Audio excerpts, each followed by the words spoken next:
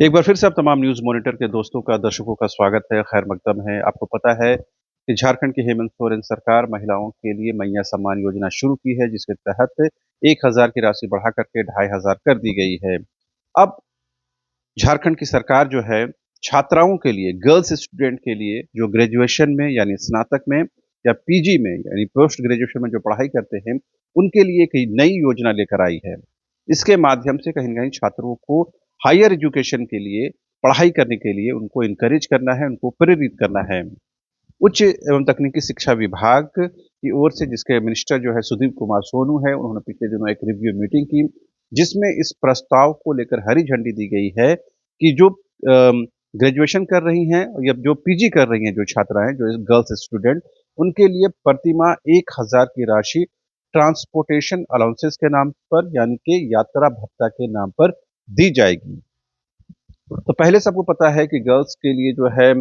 Colleges में या फिर यूनिवर्सिटी में जो है कोई फीस नहीं लगती है। अब ट्रांसपोर्टेशन के नाम पर उनको प्रतिमाह जो है 1,000 राशि जो है देने की तैयारी चल रही है। इस पर अभी अंतिम मुहर नहीं लगी है, लेकिन इस पर फाइल जो है बननी शुरू हो गई है। बहुत जल्द जो है माना जा रहा है कि जो हायर टेक्निकल एजुकेशन मिनिस्टर है सुधीर कुमार सोनू, उनके निर्देश पर जो है इसे अमली जामा पहनाया जाएगा और गर्ल्स स्टूडेंट को जो ग्रेजुएशन कर रही हैं या जो पीजी कर रही हैं, उनके लिए यात्रा भत्ता के नाम पर 1,000 की राशि देय होगी। तो ज़ाहिर-सी बात है इस योजना के लागू होने से करीबन 70 से 80,000 छात्राओं को इसका जो सीधा लाभ उन तक पहुँचेगा और इसका सीधा फ़ायदा उनको पहुँचेगा।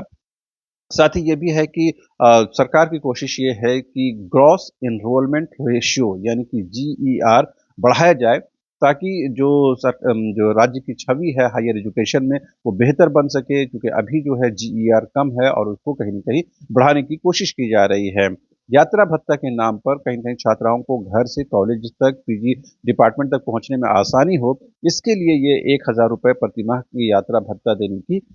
प्रस्ताव पर जो है सरकार काम कर रही है और बहुत जल्द इसे जो है इम्प्लीमेंट भी किया जाएगा। लेकिन इसके लिए एक शर्त ये लगाई गई है कि जिन छात्राओं का अटेंडेंस यानी उपस्थिति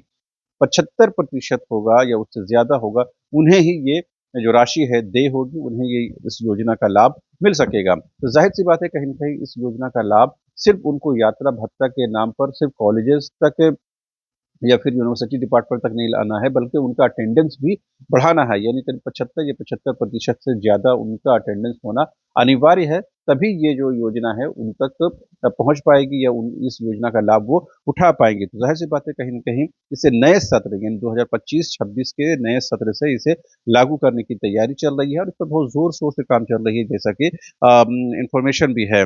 साथ ही ये भी कहा गया है कि एक महत्वपूर्ण बात ये भी है कि मैया सम्मान योजना के तहत जो है 18 से 50 साल की महिलाओं को ये राशि दी जाती है। यानी 18 से 50 साल यानी कि इसमें कॉलेज स्टूडेंट और पीजी डिपार्टमेंट के स्टूडेंट भी आ जाती हैं। अब सवाल ये उठता है कि जब उनको पहले से ₹2500 की राशि मिल रही है, तो क्या जो ₹1,000 की ट्रांसपोर्टेशन अलाउंसेस है, यात्रा भत्ता है, क्या ये राशि उन लोगों को भी मिलेगी जो मैया सम्मान योजना के तहत जो लाभार्थी हैं? तो इस योजना के तहत अभी तक ये खबर है कि जो लोग भी मैया सम्मान योजना का फ़ायदा उठा रहे हैं, जो भी छात्र हैं, चाहे कॉलेज स्टूडेंट हो या पीजी स्टूडेंट हो, उनको इस योजना का भी लाभ मिलेगा। यानी उनको पहले से ₹2500 मिल रहा है, अब इस योजना के तहत ₹1,000 और उनको मिलेगा, यानी कुल उनको ₹3500 स्टूडेंट्स को मिलेंगे। ये कहीं न कहीं उनके लिए बड़ा लाभकारी साबित होगा, उनसे उनकी पढ़ाई, उनकी ज़रूरियात को पूरा किया जा सकता है। लिहाज़ा इस बारे में बिल्कुल स्पष्टता है कि जो भी मैया सम्मान योजना के तहत जो भी छात्राएँ लाभार्थी हैं, एनरोल हैं, पंजीकृत हैं, उनको भी इस 1,000 की राशि देय होगी और उनको भी इस योजना का लाभ मिलेगा। तो ज़ाहिर-सी बात है उनको ₹3500 की राशि अब मिलने जा रही है और higher and technical education department इस दिशा में जो है तेज़ी के साथ काम करता हुआ नज़र आ रहा है। तो उम्मीद करनी चाहिए जिस